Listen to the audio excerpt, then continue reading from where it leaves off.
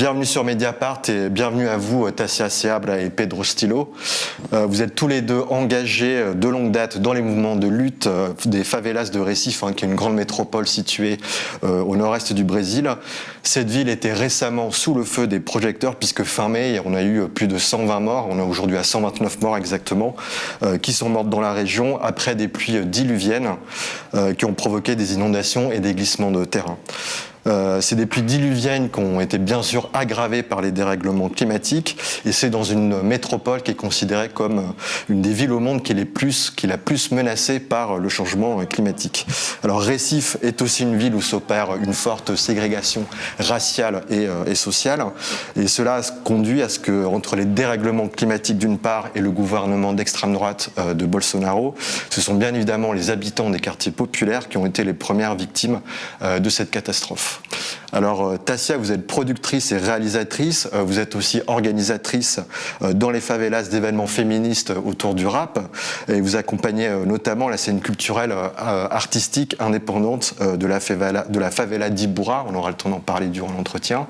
Et Pedro, donc vous vivez dans la favela du Bode et vous participez à un système communautaire d'autodéfense juridique face aux violences policières dans les quartiers populaires de Recife. Et vous êtes aussi au sein du mouvement des travailleurs sans toit pour lutter contre la spéculation immobilière et les expropriations dans votre favela. Alors tout d'abord, une première question pour vous deux.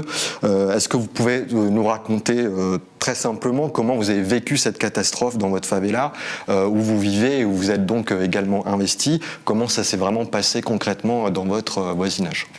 Isso. Primeiramente, queria agradecer pela oportunidade de receber a gente que está vindo de tão longe, né, e ter um espaço como esse aqui para a gente poder estar denunciando, né? A gente está longe, mas para onde a gente vai, a gente leva nossas lutas. Então, o que aconteceu em Recife foi uma tragédia anunciada, né? Recife ele tem um território de 10% de água, 67% de morro e 23% de planícies. Então, 77% da população moram em áreas que necessitam de planejamento, urbanização e principalmente manutenção. Né? Então, a gente tem uma gestão, a atual gestão, né, que é a gestão do PSB, ela está há 9 anos.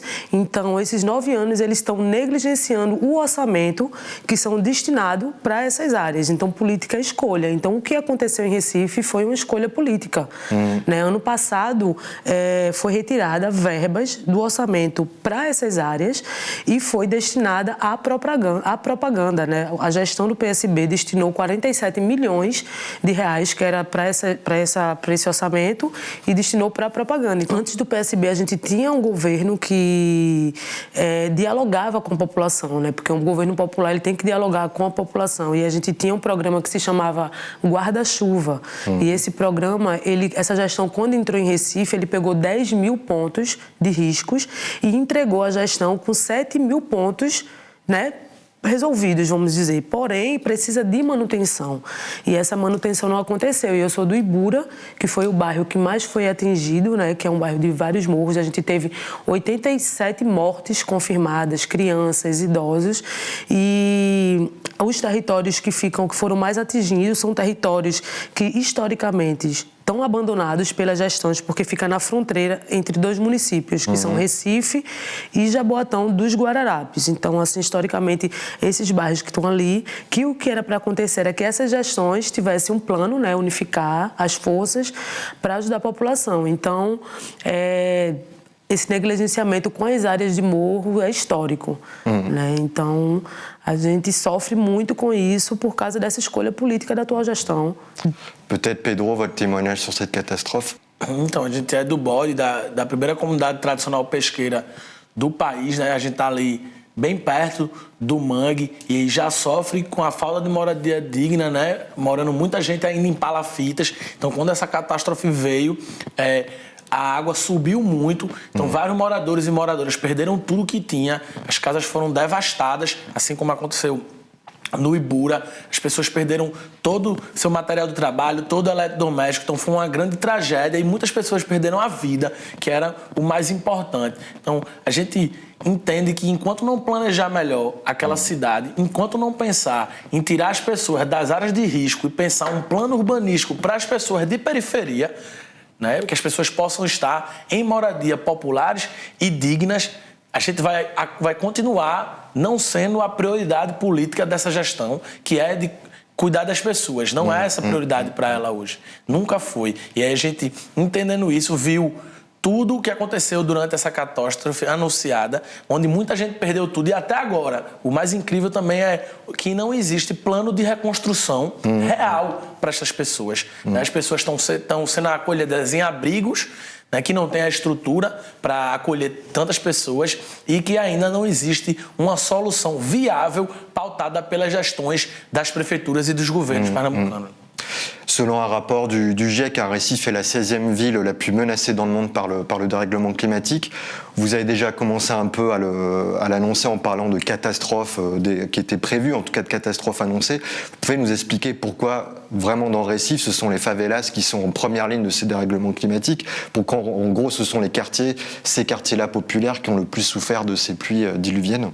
Isso tem muito a ver com racismo ambiental, né? Tem a ver com a falta de prioridade no urbanismo, na urbanização das cidades, que por muitas vezes é pensado só na gentrificação a partir da especulação imobiliária. Recife hoje sofre muito com a falta de prioridade de pensar numa urbanização das favelas e das periferias. É por isso que sempre isso acontece, primeiro nas comunidades, nas periferias, no povo pobre, na sua maioria negra, dentro de Recife. Porque as gestões que passaram e que estão aí há muito tempo, né, há 9 anos, elas priorizam através de alguns instrumentos que eram para ser populares, como o plano diretor da cidade do Recife, onde a especulação imobiliária vai lá e faz o que quer, as áreas EIS, que é a zona especial de interesse social, que não é respeitada. Então, tudo isso é um grande plano para higienizar a cidade do Recife, tirando as pessoas, na sua maioria, negras e de periferia. E aí, tipo, e ainda faço mais uma leitura mais adentro, né? Tipo, o Brasil foi um dos países que mais escravizaram.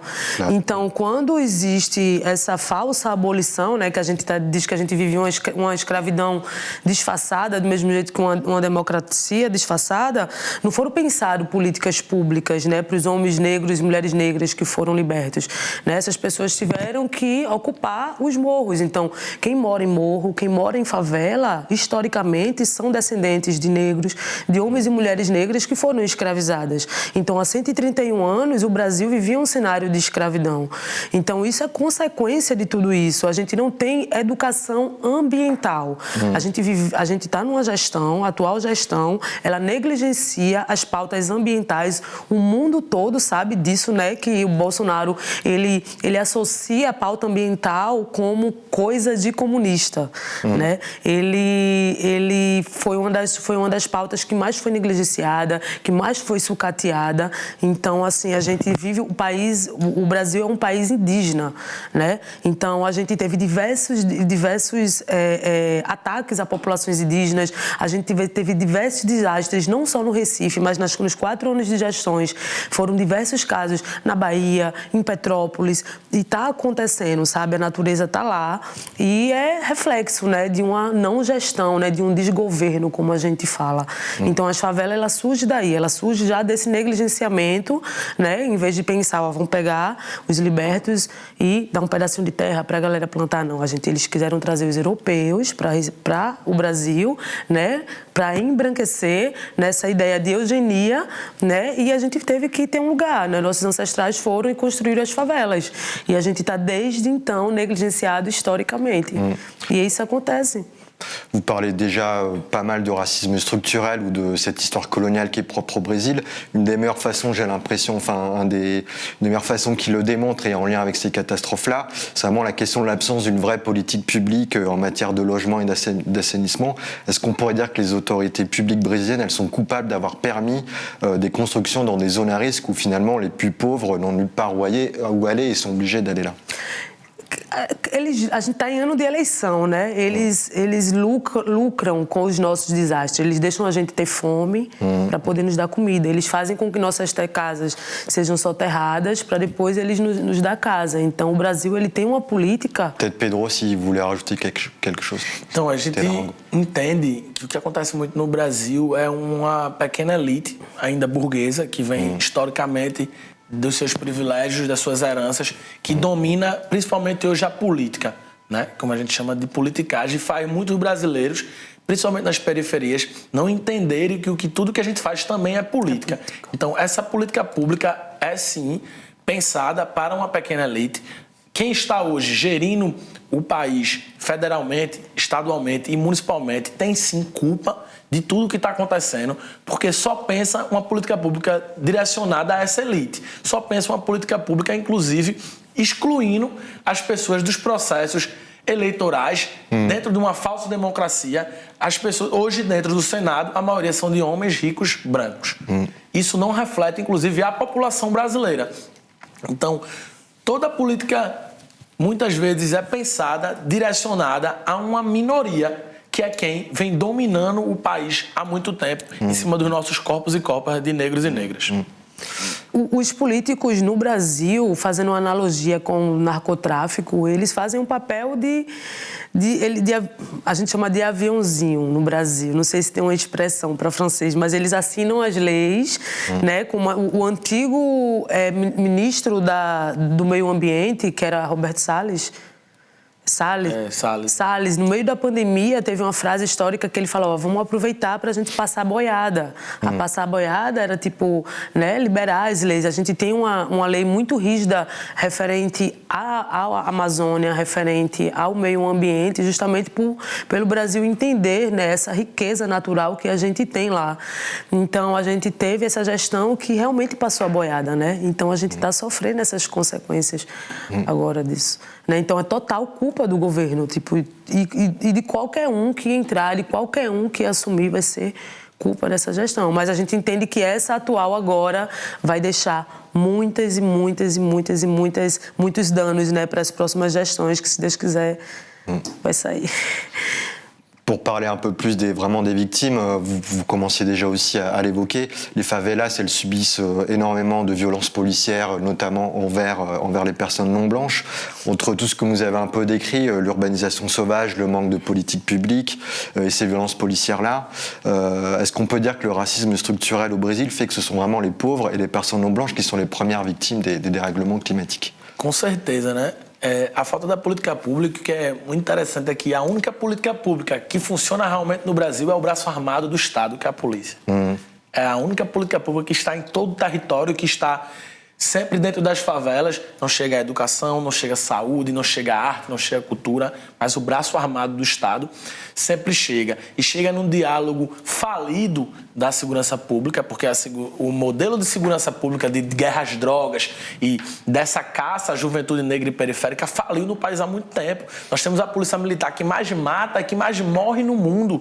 Então, a partir daí, a gente tem a noção de que esse sistema não está funcionando. A gente está perdendo as pessoas na periferia, está perdendo os agentes públicos, e a gente não tem pensado, e até tem outras soluções, mas a maioria das gestões continuam potencializando esse racismo estrutural, esse racismo ambiental, que é justamente de esconder a periferia e de tentar fazer um controle. É tudo muito sobre o controle dos corpos das pessoas que estão em periferia, das pessoas que são não brancas, das pessoas que podem produzir cultura, podem produzir arte e que podem, inclusive, tomar aquele país por serem maioria. A partir do momento que as pessoas se entenderem nisso, entenderem a força e a importância que tem, o governo para a elite, né, está ameaçado. O governo para algumas pessoas está ameaçado. Lógico que a gente teve alguns avanços, alguns programas sociais que fizeram a classe mais baixa, mais pobre, ascender, mas ainda não é o bastante. Em algum momento a gente vai conseguir que aquele país seja mais justo para todos e todas, porque é isso que a gente quer, né? A gente não quer um privilégio para um povo. O que a gente quer é reparação histórica. Então, a gente entendendo isso, é que a gente vem pautando essa luta e também denunciando, porque hoje a violência policial no país faz morte todos os dias dentro das periferias sobre a alegação de guerra às drogas, sobre a alegação de defesa da propriedade e do capital, quando na verdade a gente sabe que isso é um grande plano para higienizar e exterminar o povo não branco. O que funciona no Brasil funciona bem é o Estado paralelo, né? Então, a gente tem diversas denúncias do aumento da milícia, do poder da milícia nesse atual governo também, né? De Bolsonaro, como o Estilo fala, né? A única presença efetiva que a gente tem do Estado nas periferias é através da polícia, né? A gente vive um Estado policial, né? A gente vive onde o Estado convence a elite, né? A classe dominante, que só quem mora em periferia, só quem mora em bairros de favela são marginais, né? Por ser negros, né, são bandidos. Então, o Estado, através da polícia, se sente à vontade de chegar lá, matar, humilhar a gente, né? Então, assim, a gente vive, como diz Malcolm X, né? Nós, negros, em territórios negros, a gente vive um Estado policial. Então, não é diferente. As periferias do Brasil, assim, eu costumo também dizer que, o Brasil ainda é uma estagiária, né, nessa sociedade. Enquanto a gente estava sendo invadido, aqui estava acontecendo a Revolução Francesa. Então, a gente veio ter acesso agora às pautas raciais, esse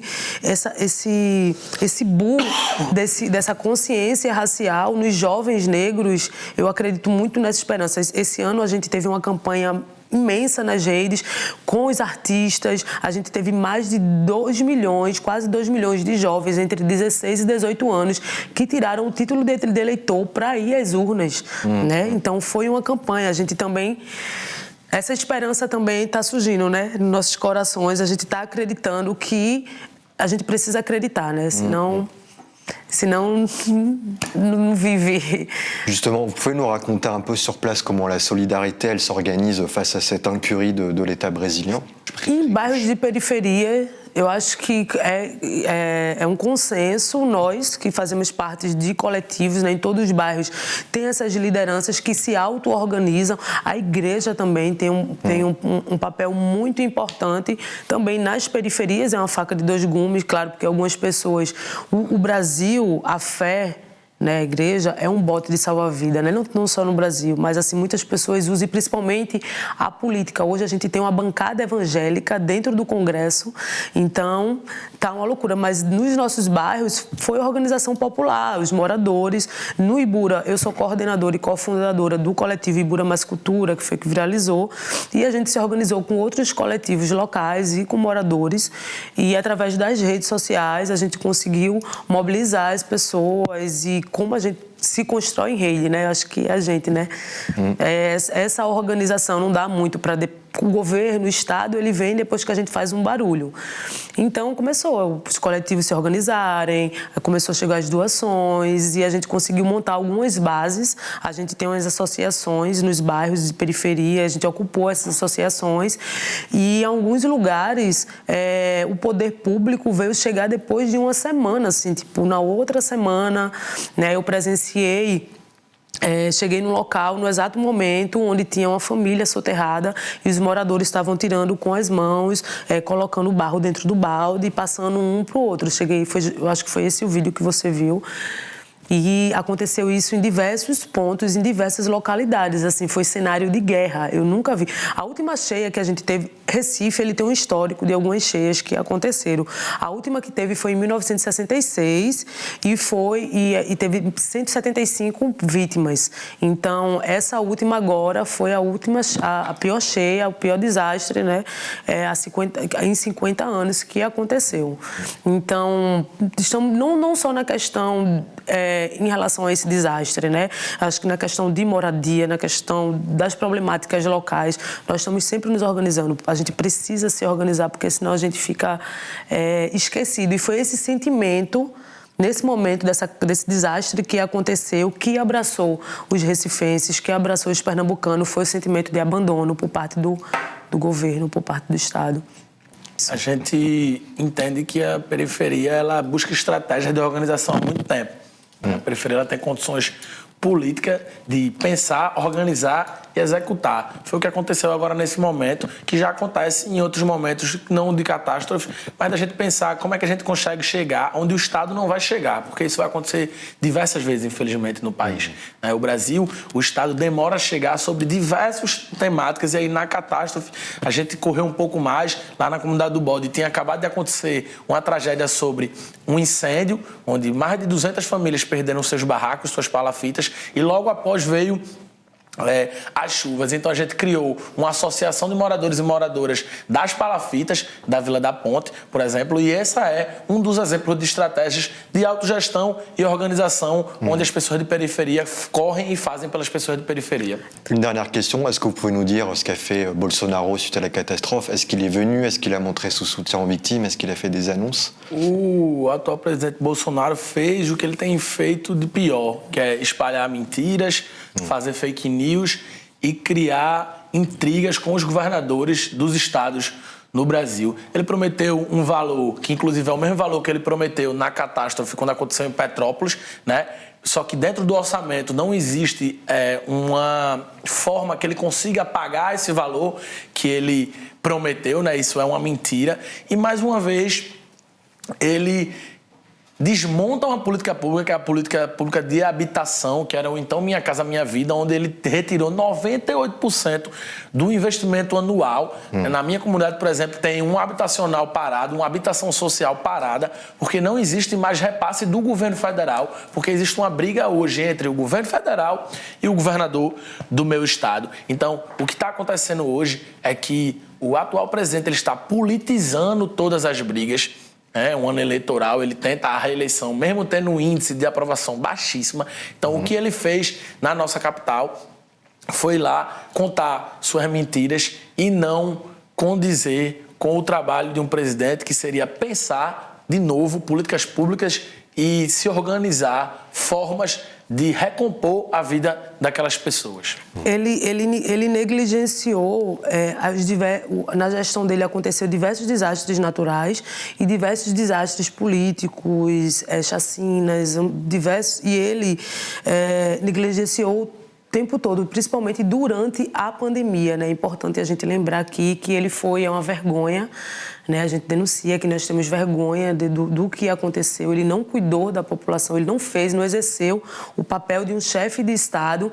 Então, esse ano é um ano de eleição. O Nordeste é o segundo maior colégio eleitoral, com 41% dos votos. Então, ele foi lá sobrevoar, né, uma área atingida na eleição, não desceu, tirou uma foto sorrindo ao lado de algumas pessoas que acompanhavam, que até hoje eu me pergunto como é que ele está sorrindo em um momento desse, e prometeu uma verba que o Estilo explicou aqui que não existe, não tem, e é isso, é fake news, solta aqui, solta ali, e algumas pessoas que não têm conhecimento, né, que acredita ali através do WhatsApp também, que a gente sabe que diversas eleições no mundo, né, diversos presidentes, pessoas foram eleitos através de fake news, mas eu acredito que estamos mais combatentes, mais vigilantes, e a técnica que ele tem para poder usar, né, porque foi a pior gestão que o Brasil já teve, né? Que eu me lembro com meus 32 anos, né? E a gente não está feliz. O Brasil não quer ele. O Brasil vai tirar ele esse ano, com certeza. Bon, c'est la fin de cette interview. Merci beaucoup Tassia et Pedro d'avoir répondu à nos questions. Merci à vous de nous avoir suivis et à très bientôt sur Mediapart. Merci beaucoup. Merci. Mediapart.